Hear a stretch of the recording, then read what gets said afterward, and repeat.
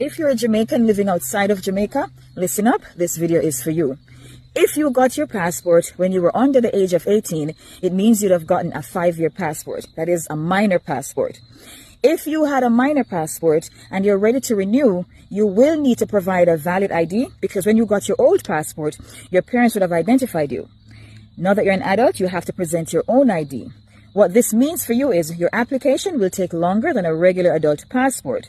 A regular adult passport can take 3 to 5 weeks, but a minor's passport or a minor to adult passport can take 3 to 5 months. The reason for this is your application must be sent to Jamaica so the passport office can verify your identity in the system. Your application must go through the consulate to be sent to Jamaica. You cannot send it yourself. I say this again. You cannot send the application to Jamaica yourself. This means your application will take 3 to 5 months. And this depends on where in the world you live because the processing time varies by country, it varies by city, it varies by state.